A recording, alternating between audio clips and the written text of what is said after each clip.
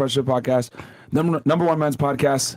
Welcome back, Brandon Carter, King Keto. You know what it is. And once again, guys, before we even start, welcome to Midgets. I can't even speak correctly because these guys keep fucking stuttering over each other. So let's get into it, man. Let's go.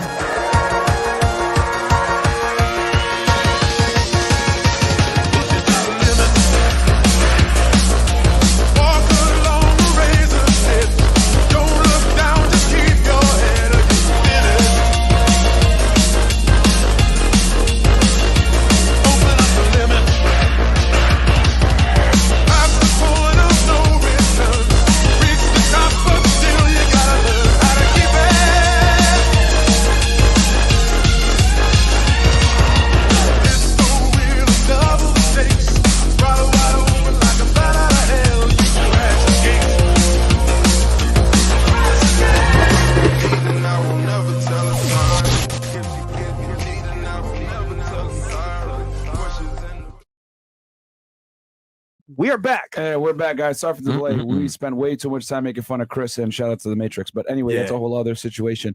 Quick announcement before we get into the show. Number one, patreon.com/freshfit. Go to all the behind the scenes content there. We went on a double date. We got me kicking out annoying ass girls. We got content to help you out become better when it comes to making money. Zoom calls too as well. Getting girls, everything all that type of thing.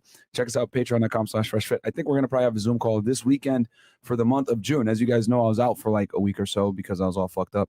But I'm back. All right. And then also, guys, check us out on Spotify, Google, and Apple Podcasts. Every single platform you guys listen to podcasts, we're there. Just make sure you wear headphones because you'll probably get canceled. You can wear these shitty headphones that I got on right here, some Apple ones, because I can't put anything on the top of my head right now. You know how many friends I lost from being cool with you motherfuckers? Oh, really? Hey, it's cool though, man. It's cool, man. They wasn't my real friends. Yeah, fuck those assholes, man. But this is what it is, guys. I mean, shout out to Brandon because like there's so many people that say, yo, we fuck with you or we like your content or whatever, bro, but like we can't come on the pod or yo, I watch your shit, but I can't watch it in public. So it's common. We don't really get it. We understand. Hey man, I get it, man. Some people are terrified. You know, I'm scared of nothing. I'm an invincible black guy. You know what I'm saying? Nothing can stop me, man. So it's like it's cool, man. I like you know, and I wanted to help these guys today. Yeah, I'm very today's excited. episode is gonna be very good. We fire, man. Okay, FreshFit, Patreon.com. FreshFitPodcastStore.com, guys. Get the merch there, and then also go ahead and check us out on our other YouTube channel, Fresh and Fit Clips, guys. We're trying to grow that channel. Let's get that shit to 500,000, bro, which is gonna be more than a lot of our haters, man. Yeah, we need to make that channel bigger than all the haters because the haters talk a lot of shit, and I want our second channel, aka our Clips channel, to do better than their channels. We're gonna talk a little bit about the haters too. Yeah, how it can actually motivate you. Can actually help you. Yes, like it can actually help you. So stay tuned for that. And then also check us out, guys, on Fresh Vlog channel. Guys, if you want to know the lifestyle behind the scenes of me, Myron, some of the guests on the show, check out the vlog channel. We're almost at 100K, man. We're almost there. We're there, BBC gang. Let's get it. And Double Date is fully on Patreon if you want to see it. There's a small clip on the vlog channel, but the full thing's on Patreon, so check it out. And then also, guys, check me out on Feta 1811. As you guys know, I break down criminal cases on there. Yesterday, I did the Breonna Taylor case, extremely controversial. And yeah, man, we kind of talked about what the mainstream media did not tell you guys about the Breonna Taylor case, like maybe the fact that she was involved in a sophisticated drug trafficking organization as a money courier, but that's a whole other thing. But yeah, I broke down that case, guys. I looked at where the police officers fucked up in that case as well. And I looked as far as like, you know, going with the background as far as like where she came from and what she was doing as well.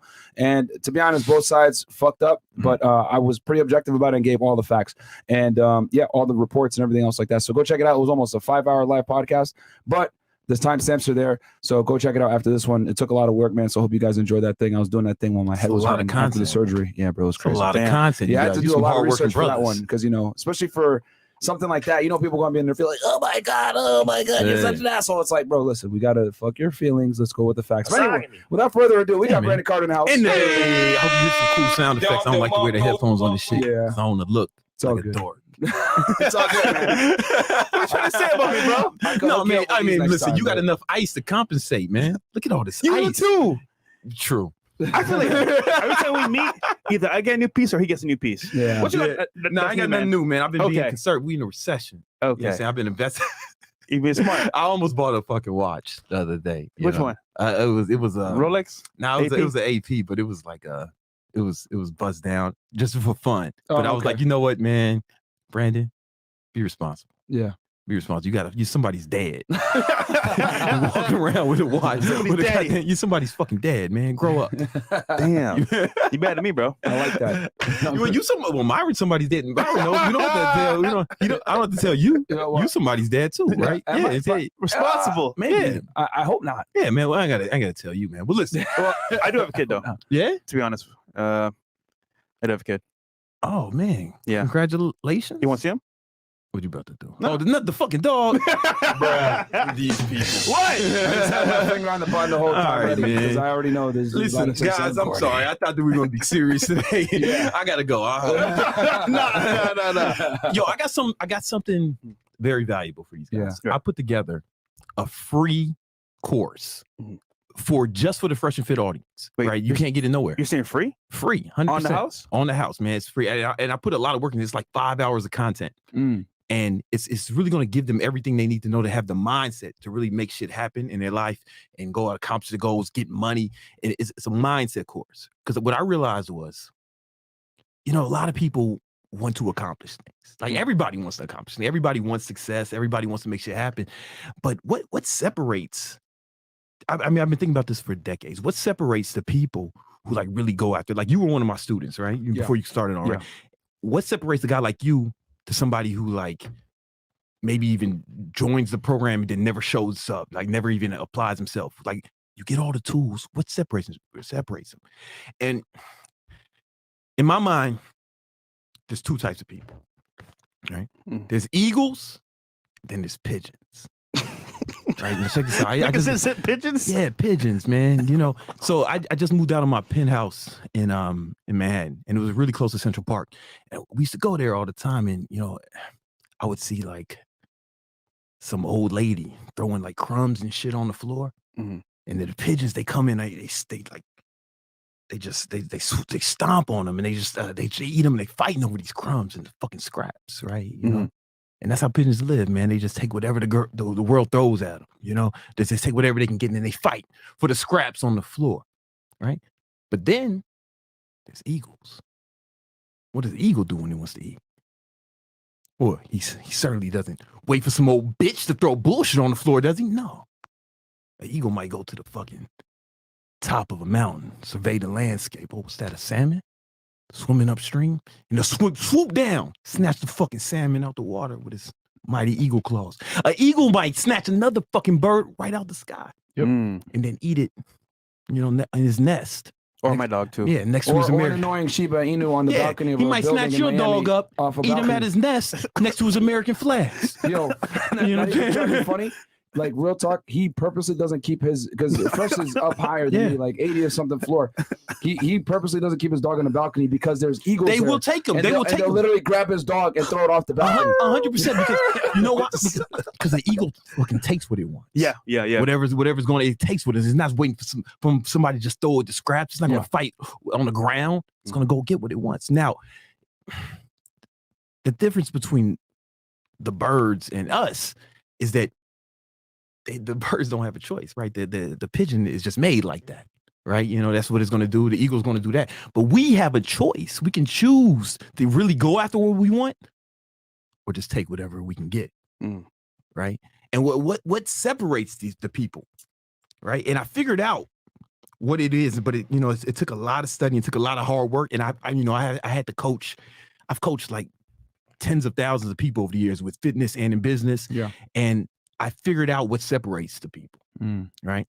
And I used to think that it was just motivation. You got to get motivated, like initially years ago. But then, but motivation doesn't last. Yeah, motivation means you feel like it, you're excited. Yeah. Then I thought, okay, no, it's not motivation. It must be discipline, right? Because discipline means you do what you're supposed to do when you're supposed to do it, whether you feel like it or not. Exactly. Right.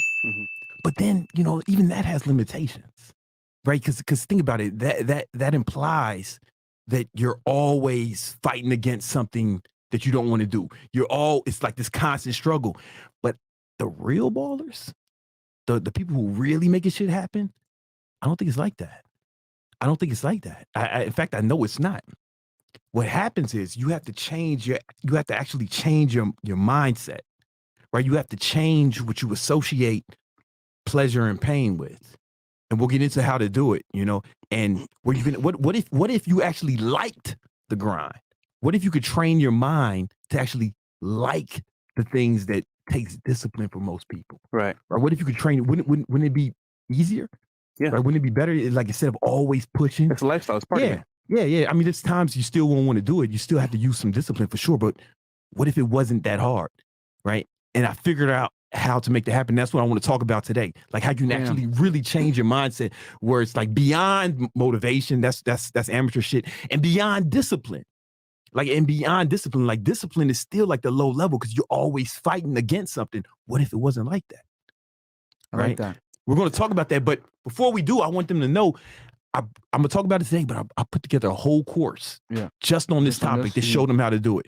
And I've never really heard too many people teach anything like that. I've seen pieces of it in different places and it's put together from stuff I've read. And it's called High Value Alpha Baller. That's the name. That's the name of the course.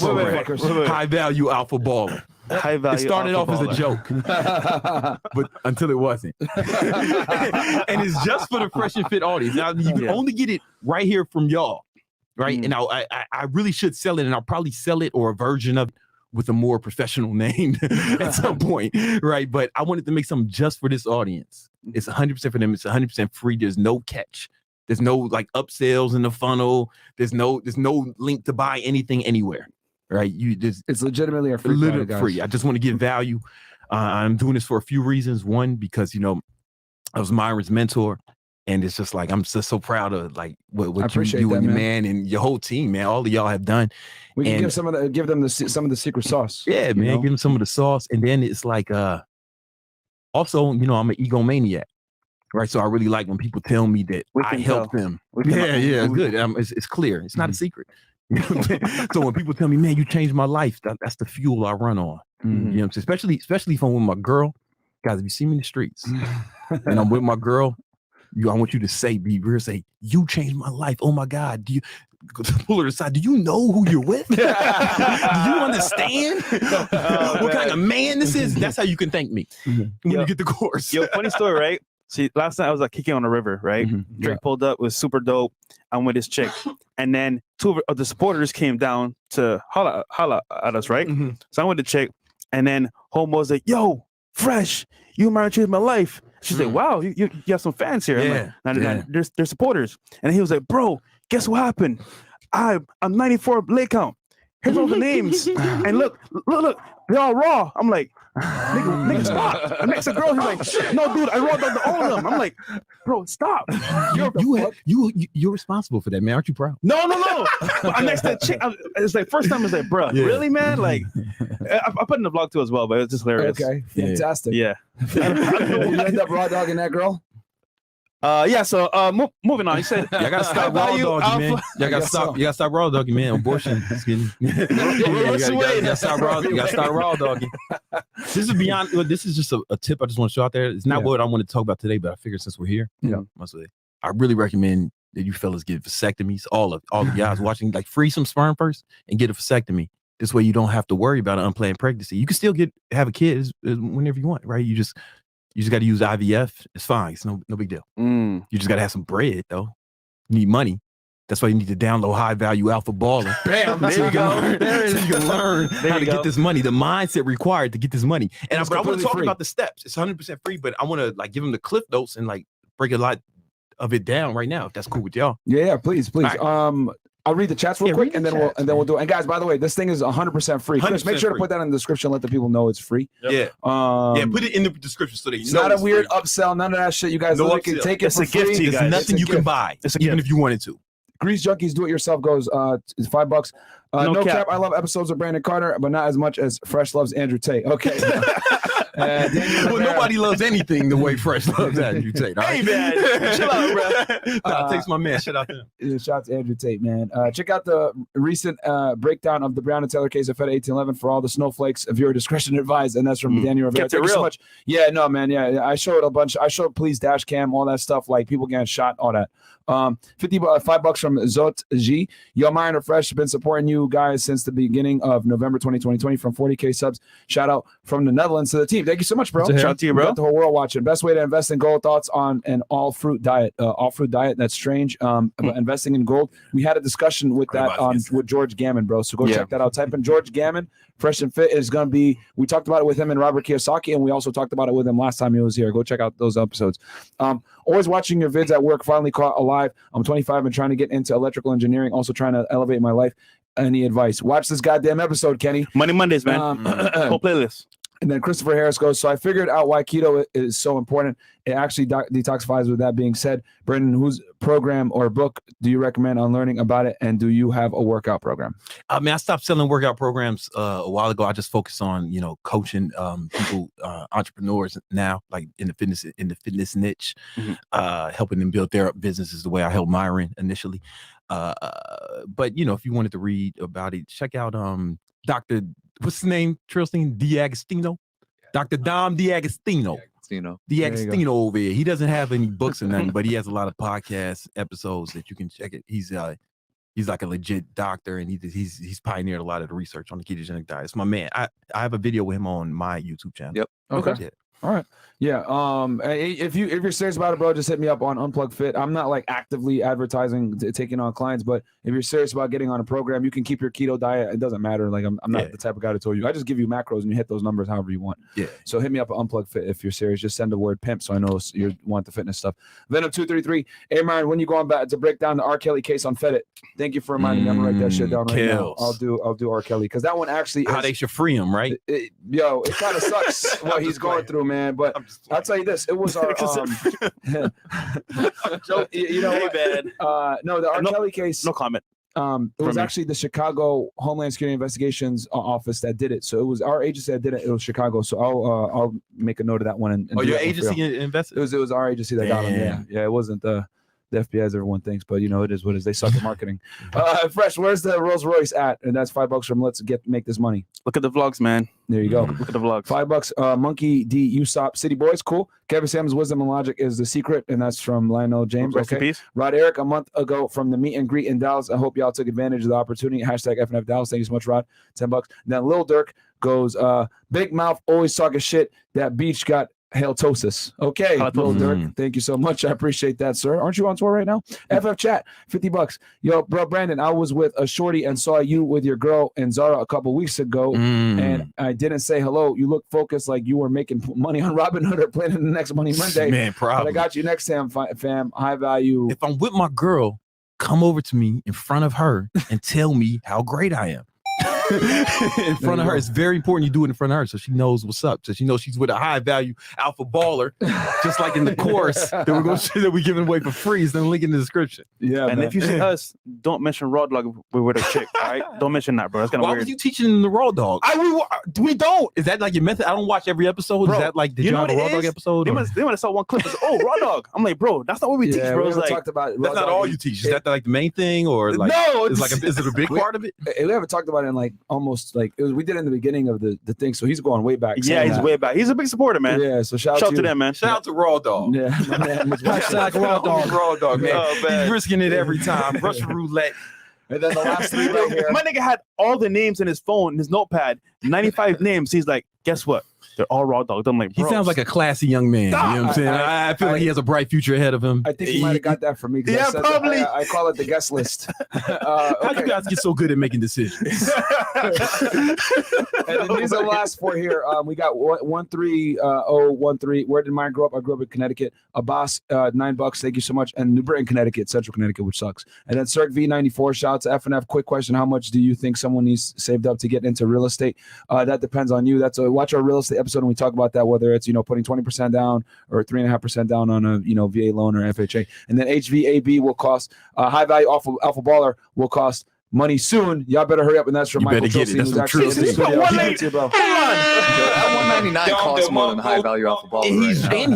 He's cost more than the like program. $1,000. And he's Jewish, man. That's $199. like, he saved up for that. Yeah. He knew he was coming on. He's Jewish. He saved up there for that. He's like, all right, man. It was in a budget. $199. He had an man. Excel sheet. What's wrong with you, bro? That's like a week of expenses. Yeah. Oh man. Did it from the couch. Just get out of here, bro. Super chat from the My couch. man super chatted $2 from the couch, bro. Like he I doesn't. did. All right, God. Thank you for living up to your culture. Currently renovating my third house for my portfolio, and I've been bringing y'all's videos to binging y'all videos for 2 weeks. First live though, shout out. Yo, go ahead and check out the episode we just did with Robert Kiyosaki, George Gammon, and Ken McElroy, bro. Between all those guys, they control billions of dollars of real estate. It was a great episode. But anyway, without further ado, guys, from this point forward, we're going to read $20 and that was from Dom Jones. We're going to read only $20 and up super chats because I want y'all to get this sauce from Brandon uninterrupted. As usual, every single chat that comes through is going to be shown on screen, just like Dirt McGritz right here, $1 super sticker. Thank you for that, by the way. Shout out to Dirt. Classic Dirt. Only going to read 20 and up. Okay, guys? So get ready for this high value sauce. You know what? All right. So I put together this course, High Value Alpha Baller, right? Your name is hilarious, bro. I know. It started out, it was just a joke, but then until it wasn't. But it's a funny title, and it was kind of humorous because I wanted to appeal to your audience, but the content is really solid. Like, it's some of the best work I've ever put together. It's like 5 hours of content to really show you guys everything you need to have the mindset of like a true baller, or like just a true hustler, like the person who's really going after the real G, man. You know what I think about regarding mindset and money and finance is more like, you know, when people win the lottery, right? They win a bunch of money and then they lose it. Yeah, they lose the right mindset. That's 100%. A self-made millionaire, that's the mindset and the training and the journey. They keep their money. Yeah, so that's or even like a lot of athletes. Yeah. Like 5 years. The average NFL athlete is bankrupt 5 years after they retire from the league, right? So you got to have the mindset right. So I think there's 3 things that are holding people back. I don't think I know. There's 3 things, or 3 things that you need to master. So 1 is your standards, 2 is your beliefs, and 3 is the strategy that you have. Right. So I'm gonna go break down each one of them individually. Standards, beliefs, and strategy. Yeah. So the first is standards, right? Now I've talked about this before, but I'm gonna go way deeper into it on this episode. You do not get what you want.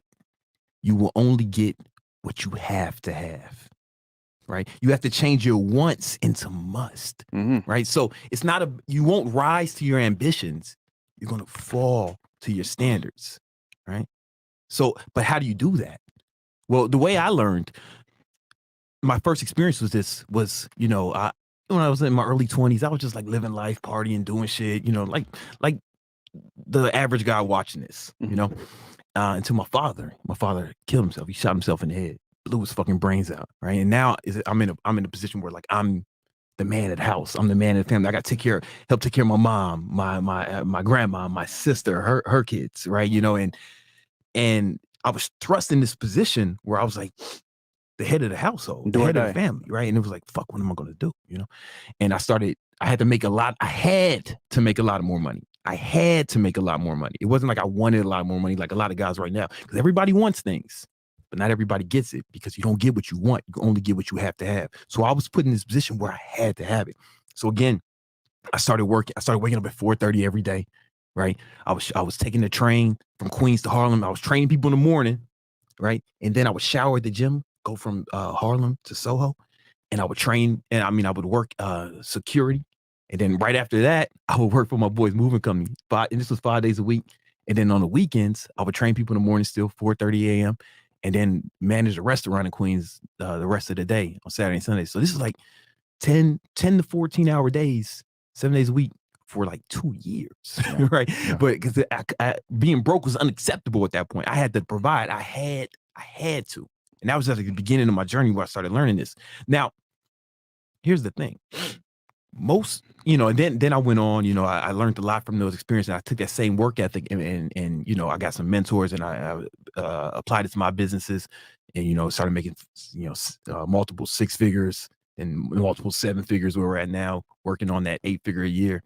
I think we're pretty close, you know what I'm saying? But anyway, it started because my standards got rose. I had to raise my standards. Yeah. And unwillingly you had to. But the thing is, most people don't have that. Yeah. They don't have that. Like most people don't have that. See, and it's not their fault 100%, right? Check this out. I used to think, oh, you just motherfuckers is lazy, you don't want it. But it's not their fault. Like, we've been conditioned since you were little to be a consumer. Just a mindless consumer. That's what they want. Yeah. That's what they want. You know, it's like the average person who's like, let's say a guy's making like $30,000, $20,000, like close to the fucking poverty line. Yeah. He's still living better right now than like kings from hundreds of years ago, right? Facts. He's got a smartphone in his pocket. Facts. He's got the whole world in his fucking pocket, all the entertainment he'd ever need. Facts. You know, the internet, social media, video games, delicious food that's cheap. Yep. You know what I'm saying? Delicious food like Doritos. I mean, I ain't had one in years, but I'm sure they're fucking good. What you like, flaming hot chips? I actually like salt and vinegar. See, listen, man. Everybody knew that shit because that's some ghetto ass shit. What? And you got it too. You a salt and vinegar looking ass nigga. And I don't mean that in no disrespect. I'm from the streets myself. You know what I'm saying? Yo, why is it every show that this nigga's on? He comes at me, bro. What did I do to you, bro? I wasn't coming at you. That was the term in endearment. Y'all don't call each other salt and pepper looking ass niggas. No, we don't. Mr. Clean ass nigga. Mr. Clean was brolic. You know what I'm saying? Right. What the fuck is Myron doing? Is he building something behind me? I'm trying to. He's showing the scenery behind you, my brother. He's showing Miami. The view, you know, the water, All right. the yachts in the water. High value shit. High value, To add to your high talk. value alpha baller Yes, shit. baller Okay, I shit. see what you're saying. All right, no, but listen. But see, the thing is, guys, we have grass on the bottom. these motherfuckers are too. It's like they're real comfortable. You can live a comfortable life in almost poverty, right? So they don't have the push. It's not a must. They want to do better. They want to, but they don't have to. Like, think about all the goals. I didn't mean to cut you off, man. But think about any goal you ever had that you did not accomplish. Was it something you wanted or something you had to have? Yeah. I know the answer, right? Because if you had to have it, you would have got it. You know what I'm saying? You would have got it. Aside from the things that are like binary, like there's one, like there's going to only be one NBA champion, right? Aside from, but most of life is not like that. Yeah. You know what I'm saying? Those are rare things. Like you can get the things you want. You know, if I kidnapped a family member, put my gun to her head and say, you know, like, all right, motherfucker, you got to figure out to make $10,000 this month or this bitch is getting her fucking brains blown out. You'd figure it out. Like you would do it. Yeah. I mean, that's extreme, but like most people's lives, it's not that extreme yet. There's not enough pain there. Yeah. But that's by design.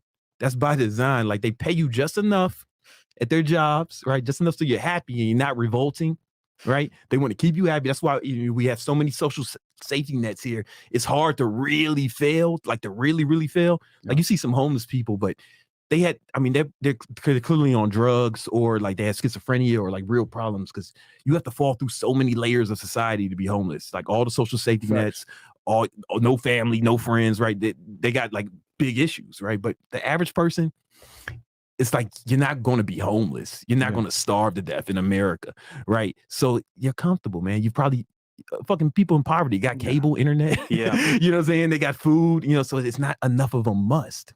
But it's okay. They want you to they give you just enough.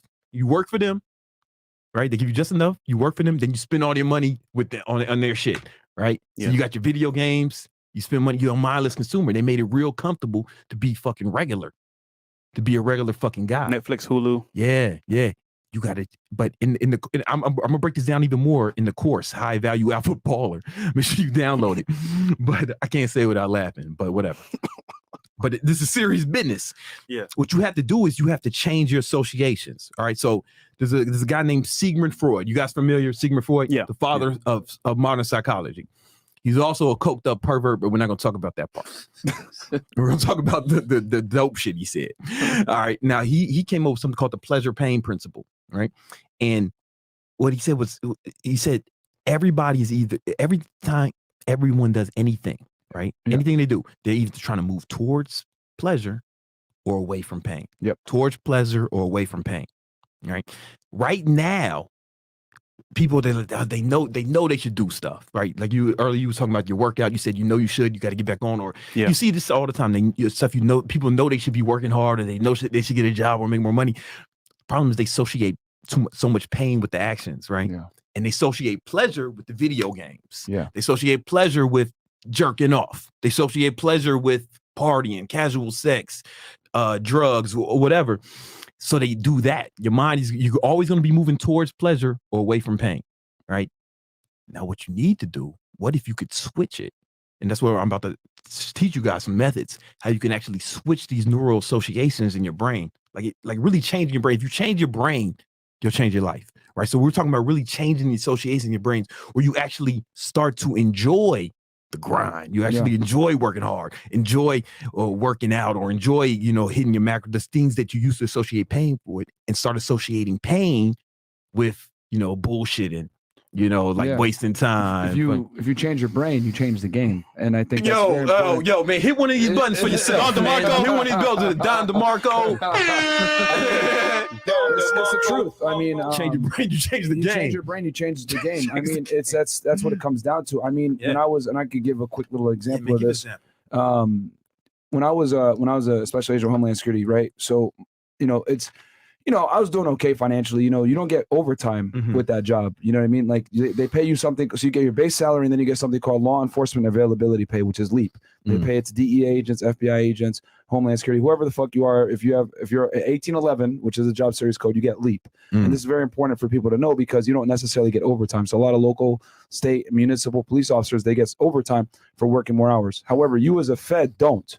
Your 25% is already built into your salary. So let's say your base salaries for easy number purposes is $50,000. You're going to get $62,500 at the end of the year, regardless, right, of if you work 50 hours, which you're supposed to work, right? It's 10-hour days times 2. You're supposed to work 80 hours a week, right? No, 80, 90, whatever. It's supposed to be 50-hour weeks, goddamn. It's not 40 hours, because it's assuming you work an extra 2 hours per day. So, so you go ahead and you do that. So regardless of how many hours you work, whether you work that 10-hour days like you're supposed to, or you work 12-hour days or 7-hour days or 6-hour days, whatever it is, you're not going to get paid more. So I had to go ahead and come up with other things in my head as to how I'm going to stay motivated to do big cases. Anyone that's done big cases knows that you're going to work way more than what the fuck they're paying way you more for not for more money though. Yeah, not for more money. Feds don't get overtime. The only way you're going to get overtime as a Fed is if you do some type of protection detail with Secret Service, or if you, because with that it's like you can't, uncontrollable overtime, or you are doing like wiretaps and shit like that, where you have to be at there listening to the phone like 24/7. Those are the two rare ways you can get overtime as a Fed. It's very rare. So you had to. So you got to like manufacture ways to motivate yourself. So for me personally, what I did was to motivate myself to do like the big complex cases was I was like, I'm gonna make sure I make everyone in this office look fucking stupid. Okay, and I know that sounds horrible. No, I love it. But I looked at it like a competition. Yeah, like I'm gonna bring the best cases to the office. I'm gonna make sure I make all y'all look bad, and I'm gonna make sure. I knew I was doing it right when other people told me, bro, you need to slow down, you need to chill. Not all of us are young bucks like you. We got families and shit. And I'd be like, fuck you. I don't care what y'all think you about. and your family. And I also knew another good sign was anytime you have way more local and state police officers with you or whatever when you're doing shit, that's how you know you're working a lot, because those guys get paid overtime. The 1811s don't. Okay? So when I was doing surveillance or whatever it is, the local guys used to love me because I call them and be like, yo, we need to set up on a house. What are you doing? Can you come out and do surveillance? Hell yeah, overtime, bam. So they'd be out there. So they used to love me. But the main point I'm trying to make is that it can't always be money. Yeah, it's got to be tied to you. It's got to be something else based on what you want to do. So for me, it was very important for me to be able to walk into the U.S. Attorney's office and command respect. It was very important for me to be able to walk into a meeting room and command respect. All my higher ups loved me. For all you idiots out there, they're like, "Oh, Myron, you got fired." No, nigga, I resigned. Okay, and when I resigned, he resigned because he was making so much money with my high ticket trainer program that it was like, fuck, I don't even need this shit. I'm gonna go start the the FreshandFit Podcast. So I resigned, but when I resigned, I had one of the biggest cases in the office. I have a director's award to prove it. So, and that case is up for the Attorney General's award right now as we speak. I don't say all that to just say, look at me, I'm fucking cool. I say it to let you guys know it wasn't money motivated. It needs to be deeper than money. It needs to be based on what the fuck you want to do, and you need something in your mind that's going to implant else that's going to allow you to put yourself through how do I say this? Through adversity, significant amount of adversity, and you're going to get it done no matter how you feel. It needs to be deep. Let me ask you. That's it. Did you start? When you had the different motivation? Because that's where I want to show them a method that they can implement today, right? But I want to add before I do. Did you start when you switch that switch in your brain? Did you start to enjoy the work more? Yeah, way more. Yeah, that's what I'm saying. So it didn't take the discipline. That's what I'm saying. Discipline is low. Is like discipline is not is good. It's dope. You want to have it and you're going to need it sometimes, right? But if you're only relying on discipline, there's limitations. 100%. There's limitations. So here's what I suggest. And I'll talk about it more in the program. It's 100% free. Make sure you download it. It's going to really change your fucking lives, nigga. All right. You're going to make a list. And this list is called the list of hate. All right. So make a list of all the people that have been talking shit about you. all the people who've been hating on you, all the the women who cheated on you, left you, rejected you, whatever it is. Make the long list, right? And you're gonna look at this list every day. It's called the list of hate. Then you're also gonna make another list of love, right? And these are all the ways your life is gonna improve once you hit your goals. Like, it could be whatever it is. For me and Fresh, obviously it's gonna be a silly amount of jewelry.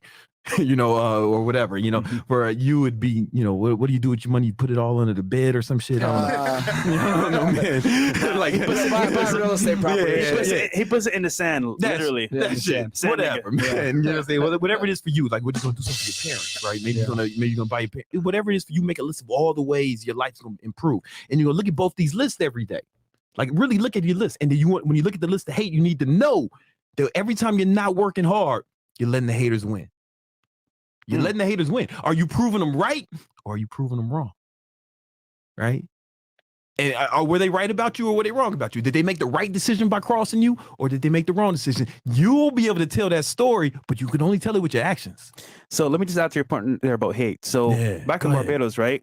I was like the class clown in class. I was pretty smart, but I just like to fool around. So I would fart. You mean by Barbadian standards? Yeah, but smart. This nigga, right? No. So I kind of played dumb, but it is what it is. So I was in class. I did pretty well with grades, but like fart in class, make funny jokes in class, like just do dumb stuff for attention, right? Mm-hmm. So they'd be like, "You're never gonna make it in life. You play too much Walter. You're not a good student. You're you get grades, but you're not really that aware, or whatever." Long story short, I was like, you know what? I'm proving everybody wrong, right? Yeah. So I was going through life. I was kind of like, you know what? I got chip on my shoulder because one, I have a bad stutter. Yeah. That's one. Two, I'm a class clown. And three, like, no one's taking me serious, right? So I had a really bad accident on my motorcycle, and I thought I was going to die. It was like head-on collision, straight. Literally, bro, like anybody else in that scenario might have died. I got lucky. They said in hospital, like, they don't know how I'm still here. Everything's still working. Oh, shit. Long story short, I was like, you know what? I could have died today, right? What am I waiting on to like move forward and go forward in life and change myself? And at that point, I was comfortable. My family took care of me. I didn't have to struggle or whatever. It's kind of like, you know what? Everything laid out. I'll go to school, get my degree, to go to family business or real estate and retire, right? But I didn't feel satisfied. I felt like, you know what? Like, if I stay here, I'm just gonna party, get lit, and like, not do much. But that accident said to me, I could have died. Like, is there more to life? You started taking your life a little more seriously. Exactly. Yeah. And I remembered everyone hated on me. My teachers, my classmates were like, keep that in mind. That's powerful yeah. fuel, man. So then I said, you know what? What did I always want to do in my life? Move to the States. And I didn't have any family in Miami, or I didn't know anybody in Miami. But I was, you know what? Where do I want to be that's most going to be conducive to like results and, close to Barbados? I said Miami. So I came over here. I don't know anything or anybody, but I had a vision. One day, I'm going to make it to be successful and put everybody wrong. Come on, man. Did you think about that often? Yeah, no. Yeah, man, that's the what fuel. I did is I got pictures of cars like Lamborghinis, Ferraris, lifestyle. I put it in my bedroom. Come on. Every morning I wake up and look at it. I was like, damn, I'm gonna work towards it. And then it's funny, I got a license plate that said CEO Life. I put it on my Toyota Corolla. Every morning I'll drive to work, 2 hours to work, there and back. And people laugh at me like, oh, CEO Life on a Toyota? You're a joke, bro. You're never gonna make it. And look, put them on the list. Just put them on the list. 5 years later, where we're at today. It's on a Lambo. Come on, man. There you go. Come on, man. Bitch ass niggas hating on Fresh. Yeah, man. Yeah, man. No, I mean it's got to be deep to you. When I was the most motivated, I was making the least money when I was working for the government. When I first came on the job, I say this all the time. I tell y'all, I started in Laredo, Texas. I was working crazy hours. Like I'd be getting called up at 2:00 in the morning. They call someone smuggling drugs or aliens or some shit. I'd have to drive. In rural Texas, everything is an hour and a half away, 60, 70, 100 miles away. So I'd have to wake up at 2 a.m. They give me the call, change my clothes, fucking put all my shit on, drive over there, interview 50 people, right, that were involved in the smuggling event. And I wouldn't go to sleep. And then you would have to write a criminal complaint, all this shit, and process and get ready to go to court the next fucking day. And I was getting paid less then, but my drive to be the best, come on, man, right, overrode my need to make money or like any type of other bullshit mindset that would come from like, oh, I'm not getting paid enough for this shit. And no, I wanted to be the best, and I just did what was required regardless of what I was paid. Exactly. You start the my fault, man. You start when you start doing this, right? Like you had a life-changing experience. I had a life-changing experience. Yeah. You just wanted to be the best, right? That's what I'm saying. Like, not everybody's gonna have a situation like us where you almost die or your fucking dad blows his brains out, right? So it's like, how do you manufacture that, right? And I think it's one of the ways. I'm gonna give you some more tactics. Is the list of love and list of hate. I'm telling you, and you keep this top of mind all the time, and you fucking play with that chip on your shoulder. I have an example for the hate one. Yeah. Like, we went through some bullshit last year. I'm sure everybody knows. Did we went through it with it. Yeah. Was there some controversy? I think so, maybe. I don't know. Dude, you guys know. Who would have thought, right? Us? No Never. way. We went through some bullshit, and everyone and their mom decided it would be cool to use Fresh and Fit as a punching bag to try to get their views up because people aren't original content creators and got to react while we go ahead and create. So, so like 30, 40 YouTube channels made hit pieces on us, was spreading a bunch of bullshit, saying how we're fake alpha males, all this other shit where we pay for sugar babies, all sugar stuff. babies, all this other like bullshit, which isn't true, which we've been very open and told y'all since fucking like 2019, or 2020, go ahead and use sugar sites to get girls. We've also been open about everything that we do. It's just that people haven't started watching the podcast. They don't watch everything. They was hating. So they were hating, right? Just trying to find shit. Gotcha.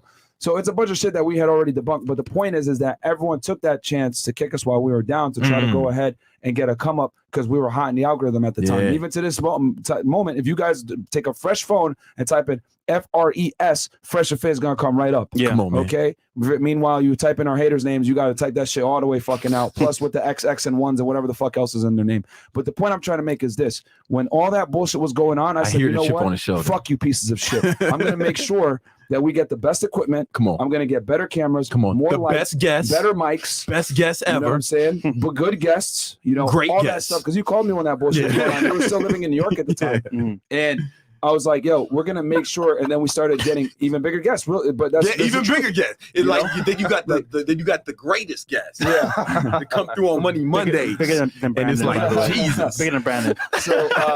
So right after, we ended up getting, we got right after that bullshit, we get academics, Kodak Black, Michael Blackson, Brandon Carter. Big Brandon Carter, King Keto, Jesus. Robert Kiyosaki, I literally all these people. dedicated my life to like networking and going behind the scenes, guys. Like, you have no idea how many hours I spent talking to people, managers, showing them love, spending my own money. Like, that takes a lot to build relationships, but because of the podcast, because it was the podcast, and we're going through all that bullshit. So I was like, you know what, we're gonna make sure. What did I tell you though? Like, I was joking a minute, but what did I tell you? You remember the advice I gave you when you was going through that shit? Basically, you were saying like, yo, you just got to keep making fire content, make the most fire content you can make. Yeah. And my thing is, I just use those haters as fuel, it's right? Fuel, man. And I use it like my dislike for them just to like fuel the podcast. You're either proving them right or you're proving them wrong. Yeah. You know what I'm saying? And so we were able to go ahead and get, better guests on, everything else like that. And then now, we lost 40, 50K subscribers or whatever it may be. Yeah. But guess what? We were able to get all those subs back plus some. Yeah.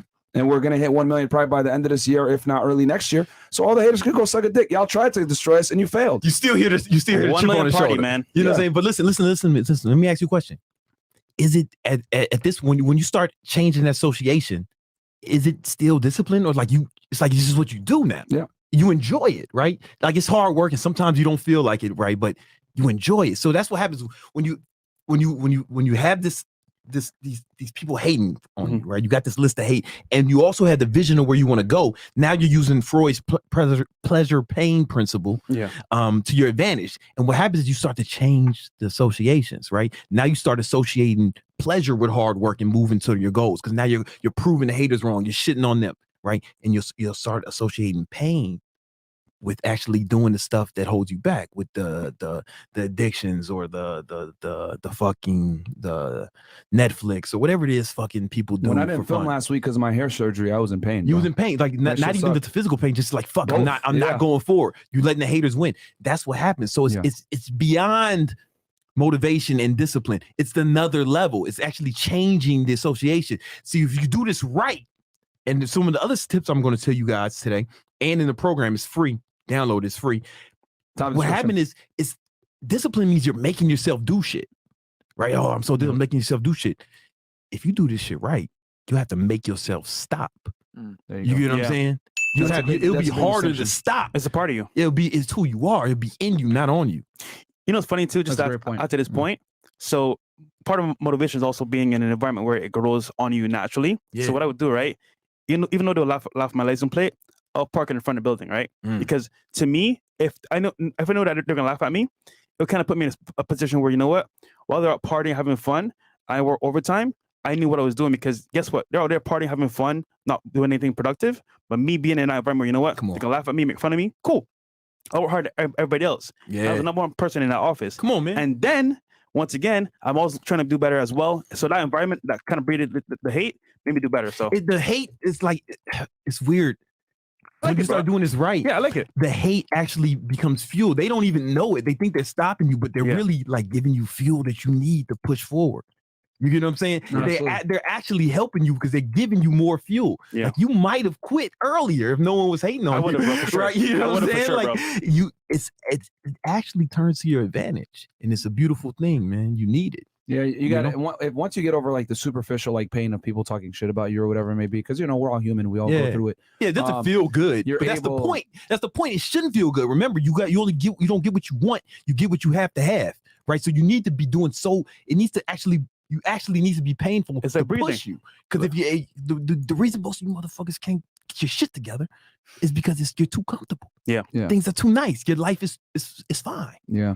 And, You know and what I that's the comfort is the enemy of success, bro. Galileo And, said yeah. nothing is harder to bear than a succession of fair days. Right? It's like it's difficult when things are good. It's just like it's difficult to get motivated to do anything or to push. It's difficult to push yourself when things are fine. Yeah. Like Comfort zone. a lot of my friends who are like really like multimillionaires, they want to lose weight. Yeah. Right. But they already got the girl. They already got a Yeah. nice family. They already Fuck you, bro. they already got a bunch of money. I knew it, bro. Oh, I wasn't even talking. Chris was like, "It's my chance." You lost like It's my 30 pounds, man. Yeah, I lost 30 pounds. My man lost like 30 pounds, man. Yeah. Come on. But I'm Come not on. like super jacked like how he wants me to be, Chris. Yeah, man. You know what I'm saying? Well, you know why though? Because it's not a must. Yeah, Like, it's let's not a be must. real. Yeah. It's not a must. It's It's not a a must, nice to have. It's not a must. Yeah. You know what I'm saying? So it's like people like rich people who are already like have their sex life taken care of, whether that's their spouse or wife or girls or what would you call them? Thoughts. No, Right, I so call somebody them might- beautiful women, bro. Beautiful women. Come on now. Are they beautiful? I ain't I love seen my these black girls. queens. What are they like? It's like Yeah, they're women. I mean, we'll just keep it 1,000.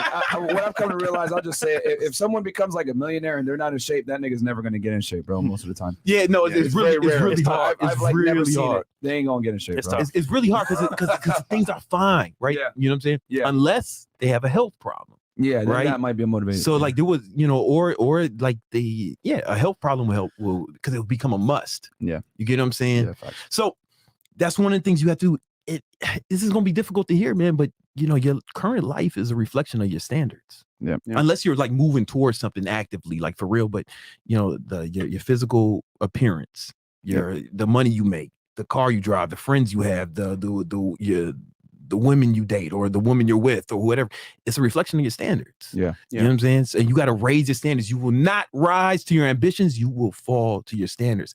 And the only way I know to change it is to really change these associations, right? And one of the ways is with the list of love and list of hate. Another way is imagine there's a version of you, right? Like make like a multiverse. Oh, okay, okay. Like Spider-Man, your doppelganger. Yeah. Spider-Man. And that shit. Who's already accomplished all the goals that you have. Yep. He's living your lifestyle, right? Imagine what kind of attributes would this person have to have? Think about it. Like what kind of person? Like the reason the way I came up with this is one day I was like, this was back in a long time ago. So I was high. That's how I know it was a long time ago because I don't smoke weed or do any drugs or drink alcohol. And I had a conversation with myself. This is the one thing I miss about weed. Every once in a while I would get like little epiphanies, And I had a conversation with myself because I was high. Like what kind of, you got to be a high motherfucker to talk to yourself. And I was like, man, yo, Brandon, what amount of your potential do you want to realize? Like seriously, be serious with yourself. And I thought about it, I was like, man, 100%. Well, what's it going to take? Who do you have to become to do that? And I had to really sit and think about that. Like, what would I have to do? Who would I have to become? What would I have to sacrifice? Mhm. And I made a list. And then I looked at that list and I was thinking, am I willing to sacrifice all this to be this? Right? Because if you're not willing to sacrifice for your goals, then your goals become the sacrifice. Bam. You know what I'm saying? If you're not willing to sacrifice your goals, then your goals become a sacrifice.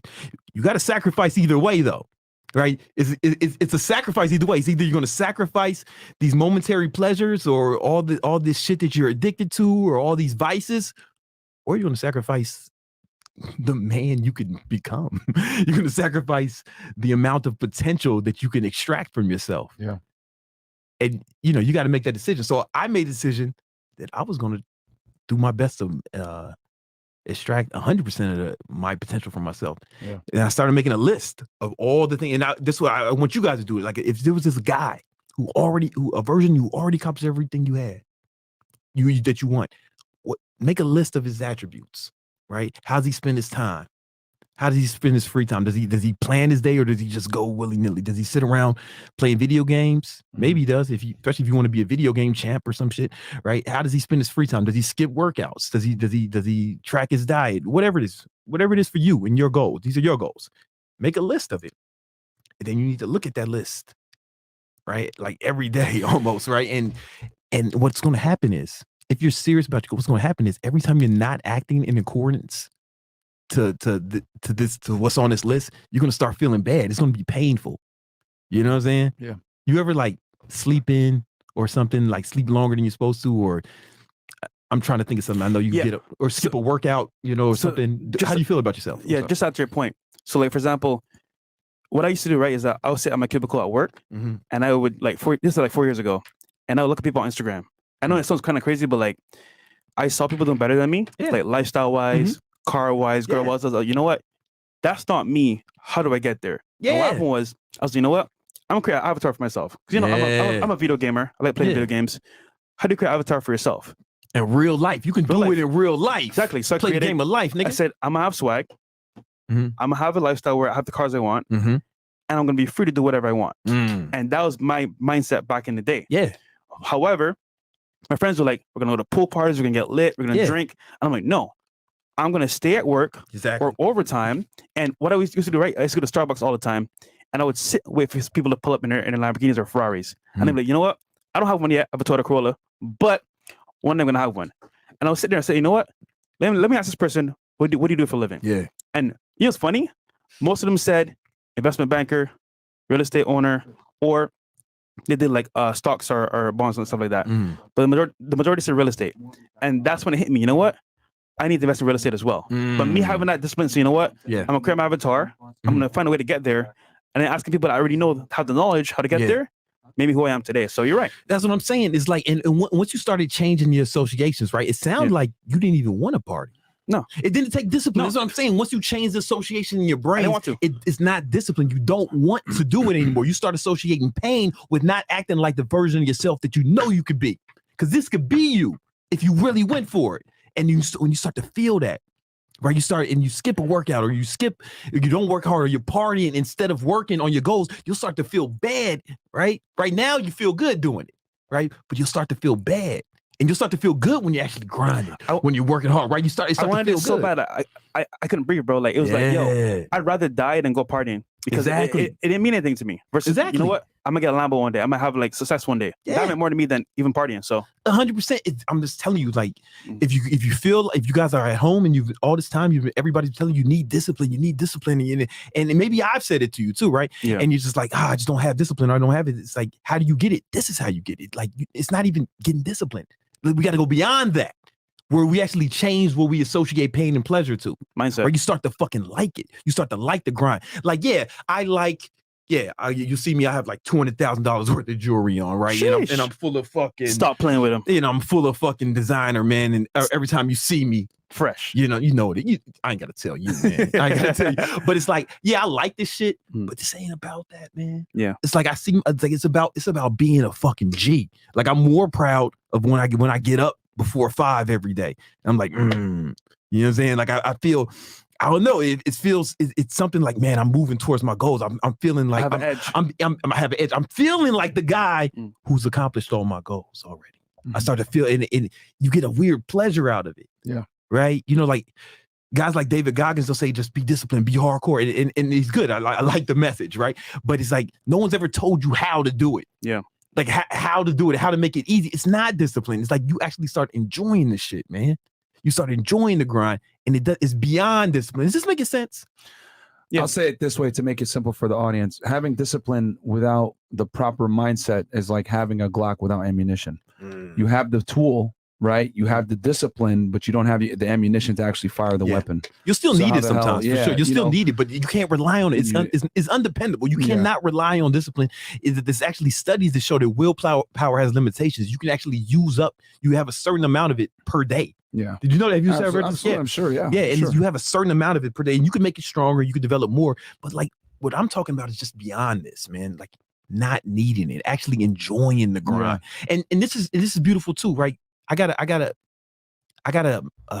DM from a kid, and he's like, "Man, you work so hard.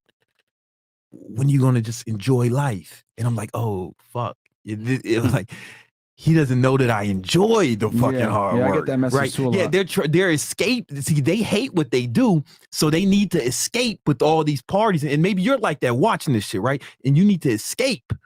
You need to do something to get away from this. You need a vacation. You need a party. You need some drugs. You need some hoes or whatever it is that's how you feel enjoy life. But man, no matter what you're doing, you're going to work a third of your life, right? Yeah. You're going to work. What if you enjoy the fucking grind? Yeah. You know how hard you got to work to be successful? Like it's difficult. It's not easy to attain success. Right, Brandon's nicer than me about it. I'll block you if you tell me some pussy shit like that. You know like, what? I'll block people when they say, "Oh, yo, you work too much." Nah, because it's not Yeah. about the goals. It's not about getting to some place where I don't have to work anymore. I love the fucking hustle. It's actually fun to me, man.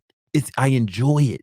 I enjoy it. I think they can't fathom enjoying it. Yeah. But it's not like it's not like what people say. Oh, do what you love and you never have to work a day in life. No.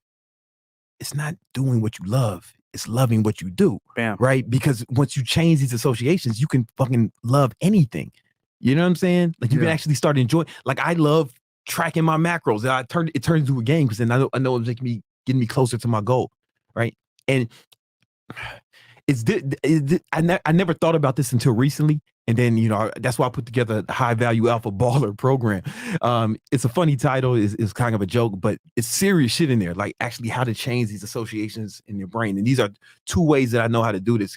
You start to actually like the grind, and the things that have been holding you back, the things you want to stop doing, you'll start to like not feel good doing them, man. Mm-hmm. And it's beautiful. It's beautiful. And then you really go on a fast track to success. So next we got so we talked about standards, so we'll get into beliefs here in a second. Yeah. Real fast, I'm gonna read the chats. I'm a fast. P. Yeah, go ahead. There you go. Yeah, do your thing, bro. Okay, we got Weenie Trades LLC goes, when I started listening to Brandon Carter, strange things started to happen. I started to grow bigger muscles, increase confidence, and saw extra zeros in my bank account. He's one of the greatest human beings ever. Cool. There you go. And I think we're caught up, right? Oh, no, sorry, guys. We're going to refresh the page. Hope you guys are enjoying the show so far, by This the is way. fire, A lot of man. heat, man. We got 4,000 plus y'all in here, so we're going to go ahead and transition over to YouTube now. So, Chris, can we go ahead and kill the other streams? So, Facebook guys, Twitter guys, Twitch guys, come on over to YouTube, type in Fresh and Fit. We're going to kill the stream right now. And then we got $20 from Alex Tessianier.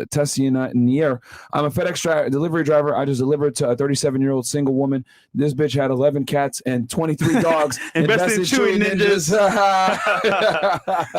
That's funny. So yeah, guys, we're going to go ahead and switch on over to YouTube. So YouTube only, come on, search Fresh and Fit on there. And then also, quick. Brandon's right, man. It's the mindset shift, though. Because, like, shift, guys, think about this. If you're out there, right, living life right now, and you're not where you want to be, what's stopping you? It's your mindset. And it might be your comfort zone. Because, bro, I had to leave Barbados to come here because I was comfortable back home. It's like, if you want to get anywhere in life, change your mindset, man. Or you got to. Your area. You got to, man. So shout out to my man Weenie Trades. That's my man. He's like actually like he's a cool dude. He has a YouTube channel, and he I met him through another one of my trading mentors, Romulus, and Weenie, like Weenie Trades. I know it's a funny name, but he's like really good, and he'll send me like trade tips, and I made a lot of money off some of the stuff he sent me, man. Nice. Yeah, that's what's up. Good dude. Good. So now we're on. So we covered standards there, guys. Raise so your now we're standards. gonna go ahead raising your standards. Now we're gonna cover beliefs, and then after that we got strategies. Yeah. So beliefs is really important. So think about when you or one of your friends get a car. What happens? You start seeing that car everywhere, right? Yeah. Yep. Right. So did the car appear? Did you start attracting it? Or was it there all the time? It was you just always didn't there. notice it? It was fucking always there. But you didn't see it. You didn't notice it. There's a part of your brain called the reticular activation system, right? And it's located at the top of your brainstem. And I learned all this because I have bipolar 2, right? And I don't take any medications or anything like that. You know, I'm sure my dad had something like that too. That's why he committed suicide. And my brother, he's got something going on, man. That's a wild boy. You know, that's a wild boy. But and I studied a lot of neuroscience, right? I read like over like a few hundred books on this shit. I took a speed reading course when I was in college? not right after college, Okay. right? Yeah, to like, so I studied a lot of neuroscience. So the reticular activation system is located at the top of your brainstem, and what it does is it filters out the world for you, and it only shows you. It allows you to notice only things that are important. There's so many pertinent things to you. Yeah, there's so much stimulation. There's so many sounds, colors, you know, objects, textures, and things. We can't pay attention to it all, so we only pay attention to what our RAS system says is important to us, right? So when you or your friend got that car, it activated your RAS system, and then you started seeing it. It was there the whole time. You just didn't notice it. Why is this important? Well, because your beliefs play a big role in what you're going to accomplish. Your beliefs have consequences, right? So if you believe something, right, you don't believe what you see what you believe. Good point. You know what I'm saying? Very good distinction. So let me give you an example. Like, how much fucking red is in this room? The color red. Just look for all the stuff that's red. Red. Yeah, it's stuff red. Red. This graffiti, all this shit. You know, you got red on your shirt. Now, you can look in your own rooms at home and everything, and you'll start seeing it. You didn't notice it before. We could have did that with any color, right? Or like if you're sitting down, how does the seat feel against your butt, right? How much of it is touching your thighs? Is it soft? Is it hard? Right, Pause. Super pause. Super pause. Man. Super pause, right? But how's that feel against your butt? Pause, right? But you're like, you didn't notice it. Or if you're wearing a watch, like how does the watch feel against your wrist? Or how does the back of your collar feel against your shirt? Like all these things, all these textures you were feeling before, but you weren't paying attention to them until I brought them to your attention, right? So we have to change we have to deliberately program our RAS system as opposed to just letting society or the world program it, right? And this is really important. For example, they used to think that no human beings could run a mile in under 4 minutes. They just thought it was impossible. Like, not only did they think it was possible, they thought that you would die, like your heart would explode, or like even if they did do it, it would be dangerous. Till some guy named Steve came along. Nah, it was Roger Bannister. He was the first one? What about Prefontaine? Nah, I think he was next. Okay. Yeah, Roger Bannister broke the 4 minute mile, right? He was the first person to do it. Bam. But here's the thing, he only had that record for like 40 days. Right. And then someone else broke it. And then like a ton of people broke it that year.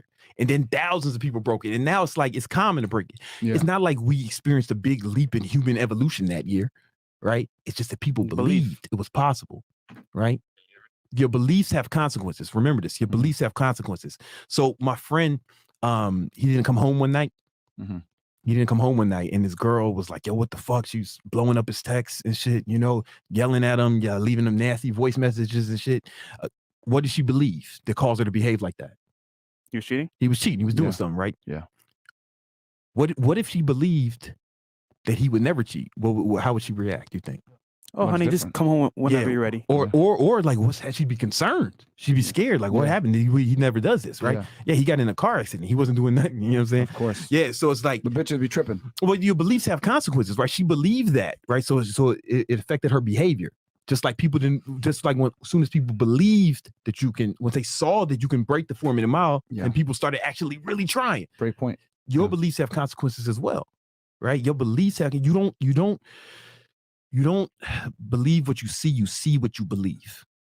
You know what I'm saying? And it's a big part of this, your RAS system. We have to program this, and there's a few different ways to program it. Well, before I even get into how to program it, we also need to talk about, I gotta give you another example. There was a guy named Bill Buckner who was a 8-time Golden Glove winner, and he played for the Red Sox. Okay. Right? Now, they were in the World Series. Pitcher? I don't remember what his position. You know, because it was 19 First baseman. He was first baseman. First my baseman. fault. All right. Thanks, Tro. Now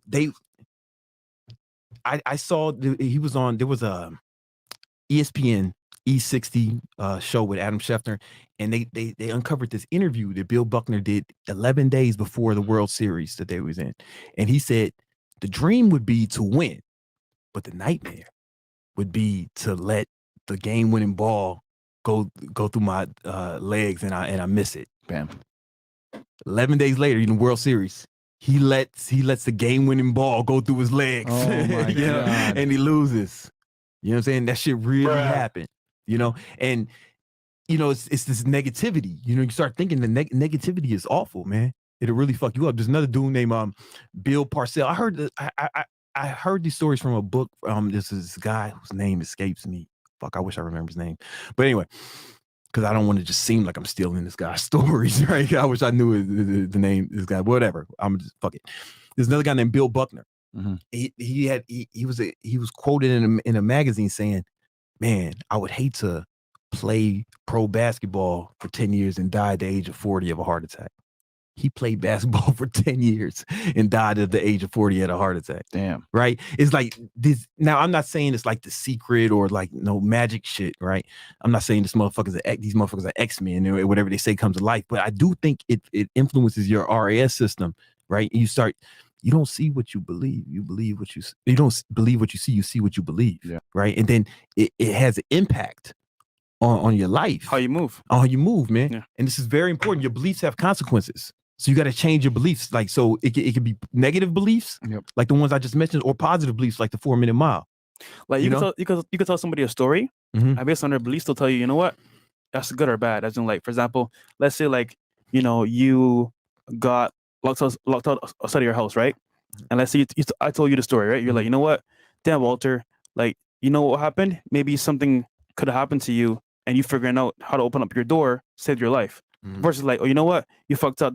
So basically, with the story, depending on how you look at it, will determine what you think about it. Yeah, it's like your perspective. Yeah. You know, and so how do we influence our own RAS system? So there's a few things you have to do. One is never complain, man. Negativity, like you know, examples we just had. Negativity is awful for a few reasons. One, whenever if you can get a car and then start seeing that car everywhere, what happens if you start bringing your problems up all the time? What do you think will happen? Oh man, you'll start seeing those every. You'll start seeing. If you start complaining all the time, you'll see more things to complain about. Yep. Right. Just like when you got the car, you started seeing that car everywhere. Yeah. It's very important. And so you or like you hang out with complainers. That's the next thing I was going to say, man. If I get a car and then you start seeing it everywhere, we all have had that experience. Your friend's got a car, you start seeing the car everywhere. Well, if your friend starts bringing his problems and his complaints to you all the time, what do you think you're going to start seeing? You're going to start seeing more things that you can complain about. You get what I'm saying? Like, this shit is contagious. Yeah. It's contagious. Negativity is contagious. It's like, it's something you really got to curate an environment where you don't have to be positive. I'm not even telling people to be positive. I can do it. Like, don't lie. Just don't be negative. You can't be negative. You got to stay. I'll give you an example neutral. of this. Give me an example. Back again, using my prior life, right? When I worked in law enforcement, you know, you would always have the agents that would complain and be crybabies and not want to do work, and you know, cry or complain whenever they had to go out to a call out late at night or whatever. And those types of guys, I never called them to do anything for my cases. I would just let them, like, they'd cry and complain. They'd help me, and then as soon as, like, I didn't need them no more, I'll cut them loose. I'm like, all right, man, we're good. You can dip out if you want to. I'd always gave them the option to get out quickly because I'd rather do more work on my own than sit there and listen to fucking bitching, because bitching is annoying to me. I have very low, I'm sure you guys have seen it on this podcast, I have very low tolerance for people that are soft and want to cry and complain about their situation. So I looked at it like, instead of me blowing a gasket and telling a grown-ass man, me 27, then maybe 47, you're a fucking pussy, get the fuck off my crime scene. Yeah. I'm just going to be like, yo, appreciate the help. If you got to go ahead, dip out. It's all handle good, the rest. Man. Do your thing. You know, it's weakness, right? Yeah. If you complain about things that you can control, then you're kind of admitting that, you know, you're not strong enough to take care of your shit. Yeah. And if you're complaining about things you can't control, then that's admitting you're not strong enough to deal with reality, right? Yeah. So complaining is a luxury reserved only for the weak. You get what I'm saying? It's like you're really putting your weakness on display every time you complain, and it's just not. It's not G shit. It's not G shit. Like, if you I'm talking about anything. If you're in traffic, just be in traffic. You don't have to cry about it. You don't have to complain about it, right? Because the complaining, the negativity, you'll start seeing more things to complain about. You ever see this? Is how downward spirals start. You ever like have something go wrong, and then like it just your whole day starts going wrong? Yeah, man. This is fucking why. This is why. This is how it works, right? So good point. Yeah, this is real shit. That's true. But it can happen in a day, or it can happen in the motherfucker's life. You know what I'm saying? Like his whole life can end up being a downward spiral. Because he's focused on the negative. Yeah. And whatever you focus on, you'll see. What you focus on, like for me personally, what I do is like I'll focus on, you know what? This is a moment in time where I have some discomfort. Yeah. I'll get over it fast, and now think about what's gonna happen next. Yeah. You know, this was a long time ago. I was in Guyana, and I was Guyanese boy. What's good, boy? Man, I can't tell you why I was out there. Especially you, man. You work for the fucking Fed. You know what I'm saying? Like, man. I definitely can't say it around you. You know, but I was in Guyana, and I was in this nightclub just back in the days. Right? GT Bana. And something happened, like the server had a candle or something and it burnt me, and I was like, fuck. And then it burnt, and I was cool. But I kept bringing it up. I was like, fuck, it hurts because I got burnt. And then the girl said, "Oh, you pussy." The girl that you were with. There was a girl, I had just met her, but it was a shit test. I passed, obviously, you know. And but it did hit me in a minute. I was like, oh shit, I was being a pussy. Like no bullshit. Yeah. And so it's like that with everything. And like don't complain. Cool. Like if you're cold, just be cold. You know what I'm saying? You know what I'm saying? Like if you're in traffic, just be crap. Your plane gets canceled or delayed, just sit. That sucks. And then okay. Yeah, I mean, this is what it is. You know, you try to just make the best out of it. This is what it is. This is what we are, where we are, and let's just move from here. Let's just take it from here and move. Like, don't complain. It's one is just weak, but two, what's going to happen is you'll start seeing more things to complain about when you start verbalizing this shit. It doesn't help at all, honestly. Yeah, and shame men around you who complain. I was with my nephew. And I do that all the time. And we were in Chicago. I was me, him, and his mom, so my sister, and we were walking from a restaurant. And he was like, "Man, it's cold," and I was like, "I let it slide the first time." And then the second day we walk a block, he said, "Man, it's so cold." I was like, "Oh, nigga, oh, that's me." You got to shame him, right? Because you got to let him know that you don't accept this shit. Yeah, right? That's me and Myron in New York. I was like, "Myron, it's cold." He's like, "Nigga, shut up. We're in New York." Just accept it. That's good. Good job, Myron. I'm proud of you. You know, like if a guy's like complaining about it's so hot out here, and he keeps fucking complaining, like, would you want to? Should we go get you a little fucking dress so you're more comfortable? Yeah. You know what I'm saying? Like, don't allow that around you. Don't allow complaining around you. With men, you can shame them. I don't know how you handle it with women, but men, it's really good. Just shame them. Yeah, they'll stop and they'll step up. Like, honestly, they'll respond well to it. Yeah, they'll actually step up. I haven't figured out how to do that with women, you know. It's tough. Yeah, that's why this podcast is hilarious. Just ignore them. They refuse to step up, bro. Right. The first time in their life, someone tells them, "Hey, but you got to change because if you start seeing negative things, but you also got to like break that 4-minute mile for yourself. Yeah, or you got to find people around you who break that 4-minute mile. So like when I was first. You know, I remember I was working 4 jobs and I was trying to like, man, how do I start this fitness business shit, right? I'm trying to do it and I'm having some success, but I'm still working a lot, working hard, trying to get the fitness business off the ground. And then I became friends with Elliot Hulse, right? And Elliot, he had broke like a 4-minute mile for us, man. He had hit 1 million followers without spending money on ads, without being, you know, weird or corny, you know, like he was actually being himself, talking his shit. Yeah.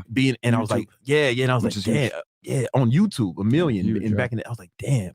And it kind of showed me, oh shit, we can do more, right? And I started really taking it real seriously. And when I saw him do it, I believed I can do it. You know what I'm saying? I started to believe more, right? And, you know, after that, I became friends with Owen from RSD. Owen Cook. Yeah, Owen Cook. And, you know, I hope he doesn't mind me saying this. At the time, they were doing like over 10 mil a year. You know what I'm saying? Like 8 figures. Like what, you know. No wonder he gets so much hate. 10 mil a year? Yeah. Come on, you man. see all these people making hit pieces on Owen Cook, and you wonder why, man. Well, this is hate, man. You know what I'm saying? Like, yo, bro, y'all, man. And it's so fucking weird because he's like the nicest guy in the world. Nice. He's like the nicest guy you'll ever meet. So it's so weird that this people, but you know, people are strange, man. And it doesn't bother Owen. Like, honestly, I've never seen him speak poorly about anyone, even the haters. Not even I was talking to him about the hater. I was like, man, does that bother you? It was like a long time ago, and somebody was hating on him, and he was like, man, you know, it's hard being a human, and I see people, they just, you know, people, everybody's going through something, and sometimes it manifests itself like this. and he was just like, man, cool. This is like motherfuckers making 40-minute videos about how much he sucked. That was his response. Yeah. He was just so cool, right? Because that's a nigga who's got his like shit together. And right. So he taught me a lot about that. He's one of my mentors. He probably put those people in the love category. Yeah. For real. He comes at it different. Yeah. You know, maybe I put those people in the hate for motivation. Yeah. I mean, different. He's just different. You know, he's like above that shit. We need to get him on. People keep asking for him. That's my guy, man. But anyway, we'll make it happen for y'all. He was making so much money. Yeah. And then and I was in LA.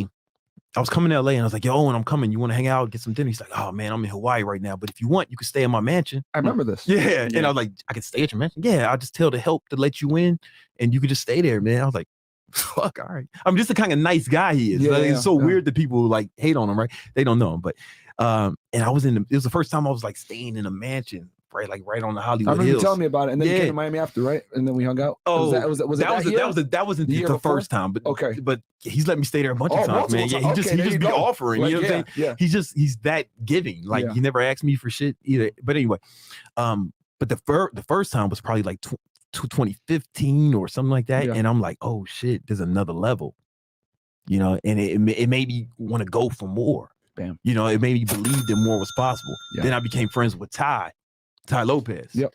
And he gets a lot of hate too. Great marketer, yeah. But I mean, listen, Ty was making like millions a month. Yeah. You know, millions, you know, M's a month. And when I saw that shit, I was like, oh, okay, there's another level. Yeah. You know what I'm saying? And the funny thing, he's making more money now.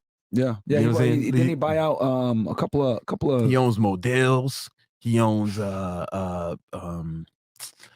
Pier 1 Imports. Pier 1 Imports. Yeah. Yep. He owns Dress Barn. Yeah. He started a private equity company and they've just been acquiring all these Radio Shack. Fucking Radio Shack. Radio Shack still exists. Damn. Nah, he took them online. It's like it's all online. You know, like so basically that's what he's good at, right? He bought them and then modernized them essentially. Yep. For online marketing, which it's like he's on another level. That's why he's not even on. He doesn't care about social media anymore. Shit, he's ascended. Yeah. Past us, right? Yeah. And it's kind of like even seeing that, it's like, oh shit, he like broke another 4-minute mile. Yeah. You know, so if you can get around people who are like doing this, it'll inspire you, let you know that like different shit is possible. Yeah. It's real important to program because if you don't believe it's possible, like how you gonna put in the effort? Yeah. You gotta believe it's possible, but people just say, oh, you gotta believe, but no one tells you how, right? An easier way is to get around people who are actually doing it, who are actually even ahead of you. It's like it's a cheat code because when you see them doing it, it's gonna feel more real. It's gonna feel like it's actually attainable. That's the hardest part about like when you come from somewhere I come from. Like I'm from South Side Chicago, and I know that those kids don't believe that they're gonna grow up and be fucking hedge fund managers or some shit, right? You know, like, and if you don't believe you're gonna be successful, because that's how it feels. It feels hopeless. It makes a lot of sense to join a gang, you know, start fucking shooting. Yeah, so who gives a fuck, right? You know, you're not gonna be nothing. You know what I'm saying? Your homies is dead and shit. It's like your beliefs have consequences, right? So if you don't even believe you're gonna live to be 30, then you're probably gonna behave like that. You get what I'm saying? And that's a big problem with like people who come from neighborhoods I come from. I got lucky. I was sent away to military school. I got in some trouble, you know, like skipping school, fights, shootouts, like little shit. And I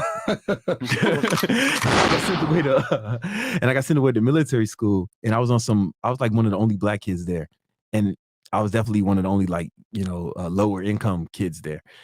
And I was there on some sort of like scholarship. They needed some more niggas or something, so they let me up in there, and I'm like, all right, maybe I counted for half an affirmative action. And but I had a roommate there because we had to live there. It was a boarding school, and he was like, hey Gar, you want to come to my house for the weekend? I'm like, yeah, man, it's fucking, I probably won't get shot at your house. So and then so I went to his house, and he pulled up, man. It was like a fucking big ass house. This motherfucker had horses and shit. Oh shit, horses, my nigga. Yeah. And I was like, oh shit, this is real. His dad had a bunch of cars, and I was like, oh, wait a minute.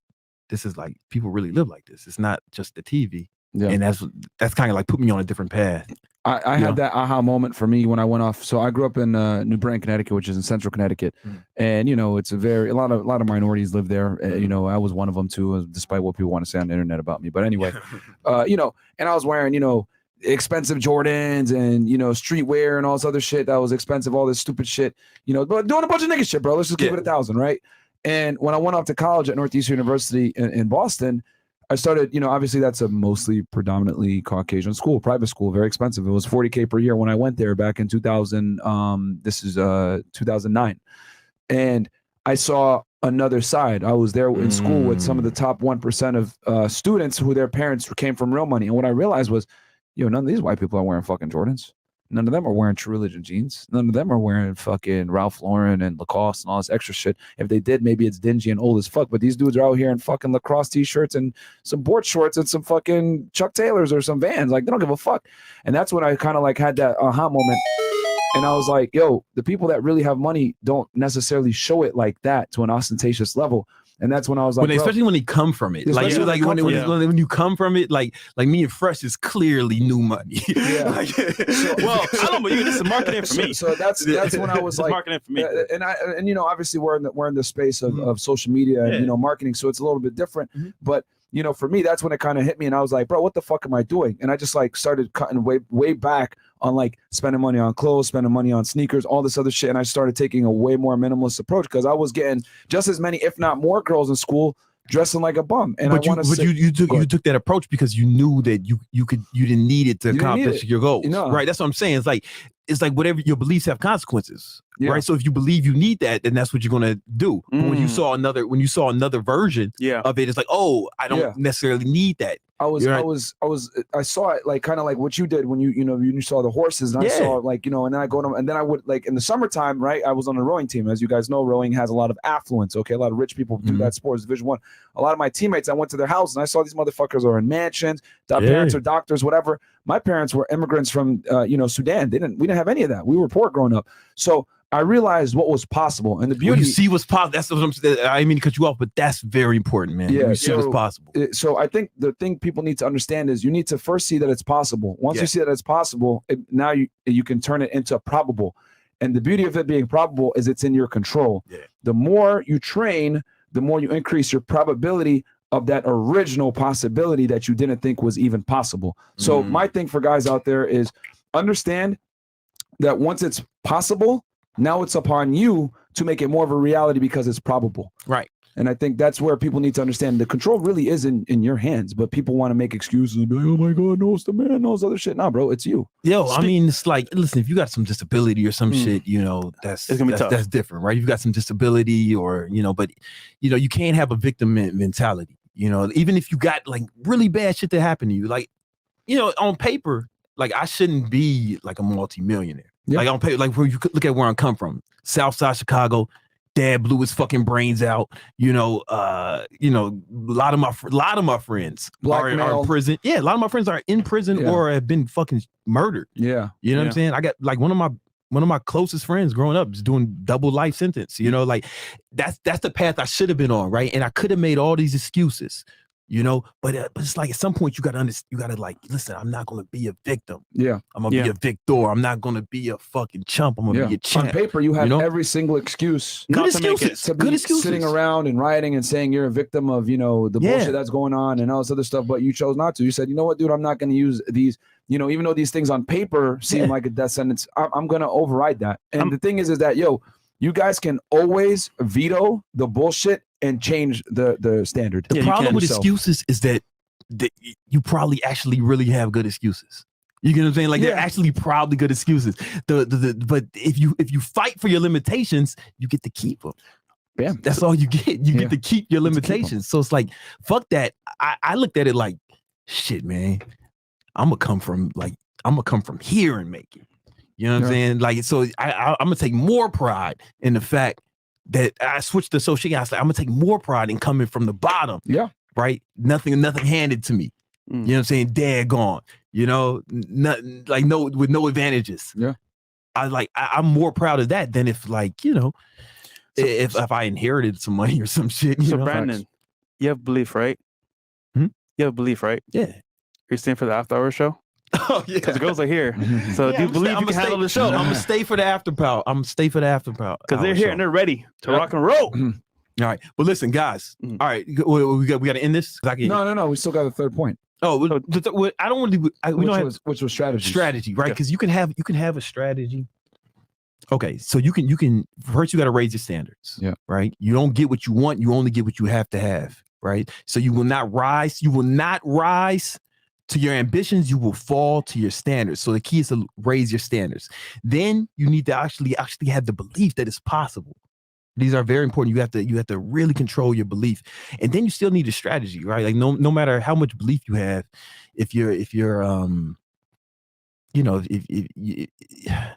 got to have the right strategy to actually get there, right? Like if I say I'm gonna like not eat food and like live and gain muscle, like that's not gonna happen, right? Yeah. You still gotta have the right degree. strategy. Yeah. You know, you can't. It's not just you're not a superhero, right? You gotta have practice on it and really implement it. Yeah. Right.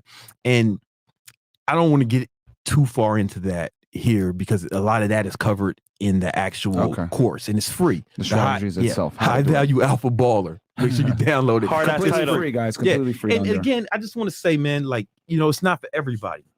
Even though it's free, it's not for everybody. If you're like somebody who's happy with what you have, you know, if you're legit happy with it, that's okay. Right? That's okay. Then just be happy with it. Or if you know you're not willing to go after your goals, that's cool. There was one point in my life I wanted to be a doctor. Mhm. Then I realized how long they had to stay in school, and I was like, 8 years, yeah, 7 I'm straight. years. I'm straight. But I don't bitch about it. That's the thing. Like, just don't bitch about it. Mhm. Right? Just accept that you're not willing to do what it takes. Because at the end of the day, like I said, there's two types of people. There's eagles and there's pigeons. Pigeons out here eating bullshit off the floor, man. Old ladies throwing fucking crumbs. You see it all the time. But when an eagle wants to eat, you know, the eagle might, again, snatch another fucking bird out the sky. The eagle might take your dog My off, dog right, hero, off, man. right off your motherfucking porch. On God. Right? But the difference is the eagles go for what they want and the pigeons just take what they can get. Right? But they don't have a choice. They don't have a fucking choice because that's in their DNA. But we have a choice. We can actually decide if we're just gonna accept whatever life throws at us and just be victim to that, or if we're gonna actually really fucking go for ours, man. If we're really gonna go for it. See, Brandon, back in the day, I used to be a pigeon. Used to, man. I remember that. But then I became high value. Yeah. I turned into eagle. Yeah, you did. I mean, you go after what you want. Now look at you, man. Covered in diamonds. Covered in diamonds. Every time I see you, man.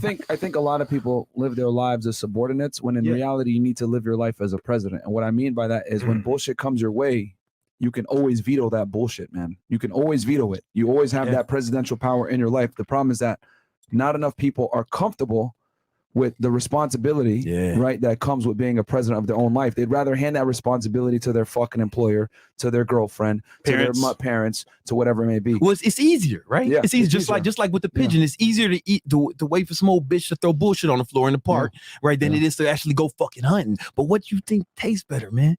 Eating fresh salmon that you snatch out the ocean, or some fucking crumbs off the floor, right? Yeah, it's harder to get, but the rewards are so much more satisfying. You know what I'm saying? That's facts. You know what I'm saying? So you got to decide, choose. right? And that's why we put together this program. It's free. There's no catch. There's no upsells. There's no fucking buy link. There's nothing. It's 100% free. Download it. It's in the description. It's only for the Fresh and Fit audience, but it won't be free forever. Yeah. I can't And you just made it too. It's brand new. I made it just for y'all. He just filmed it recently, so it's gonna be high quality. Take advantage, man. It's like 4 or 5 hours of content, and it's really solid content, man. No bullshit. All right, I'll read these real quick. Next gen WWE guys. I'm from Africa. My name is Batabuba Zubatard Shinbetdega. What the fuck? What? Anyway, bro. And then we got K-Dub. How do you find and get a wealthy mentor to like you for you and without it being weird, feeling opportunistic, transactional to him? What steps would it take if you were 17 living in Nashville with low followers? My friend, you can add a lot of value, bro. Yeah, add value. Try to work for free. Even you if you have got to a work gift, for him, you know, whatever it is. You know, you work for him, pay him, whatever you got to do. Yeah, you know, whatever. I've done all of it. Just add value, guys. Yeah, man, you're gonna have to add value, and sometimes it's gonna come at either the cost of your time or the cost of your, monetary. But it depends on what you have. But a lot of the time, working for free is going to get you in the door. Yep. Sometimes, if you have a skill that they need, that's the other thing too. A lot of y'all think, I'm just gonna show up and work for free. Nah, you gotta have a fucking skill. People need photographer, videographer. They need social media managers, stuff like that can help a lot. Omar H. I lost my father at the age of 20 and I had to take care of the family of 5 with $300 a month. We are not spoiled in Africa, but I always keep positive mind. And for all those crying about race, just remember I would give my life to be you. Wow. Bro. And I want to say something real fast to that. Yeah. Before we close this thing out. As you guys know, I used to work for Uncle Sam. And I worked under the Department of Homeland Security. Under the Department of Homeland Security is something called Citizenship Immigration Services, aka CIS, right?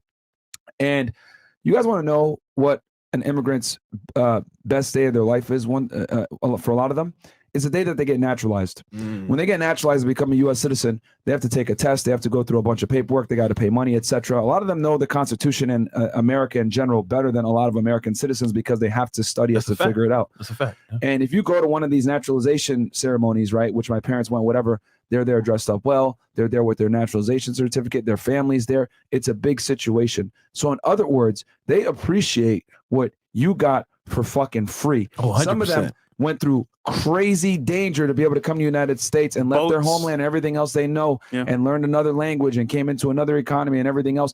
And they became a fucking somebody and they were able to naturalize and they really appreciate that shit. And that's why immigrants kill it when they move over here. Yo, fam, I was in an Uber and it was in Miami and this dude was just talking about, he started talking and he just said, man, I love America. I came over from Cuba. He said, I came on a raft. You know what I'm saying? But the first time I didn't make it.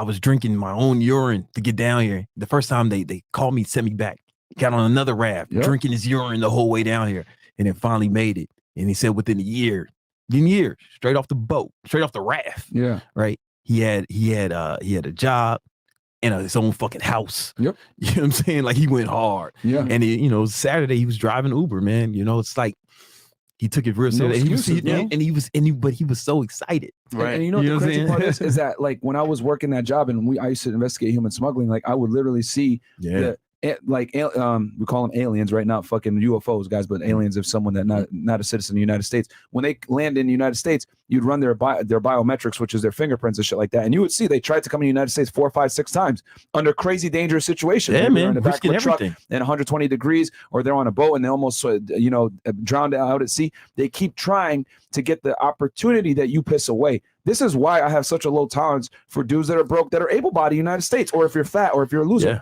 I have zero sympathy for you because, quite frankly, that tells me in your mindset that you're just a bitch, and I don't care what you think.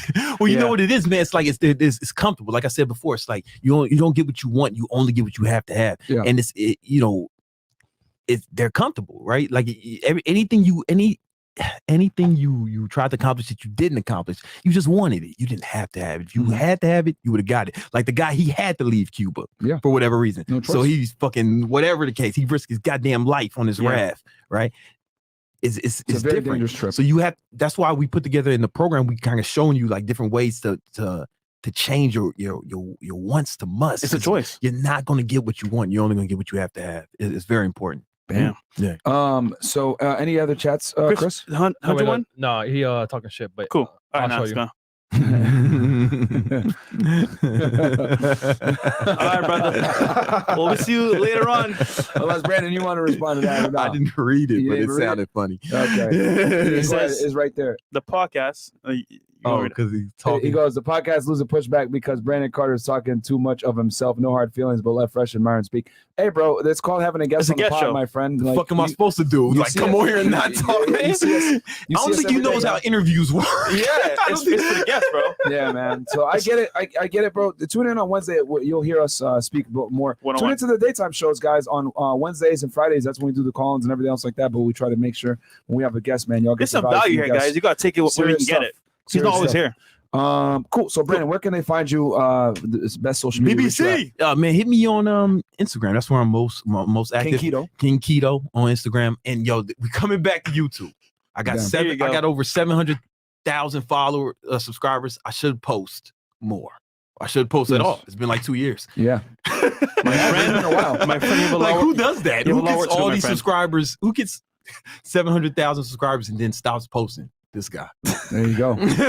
And also, guys, it's the King Keto on Instagram, guys. It's the verified account. He has a lot of verified one with almost 1 million followers. That's how you know it's not the fake one. It's the one that's verified with almost 1 million followers.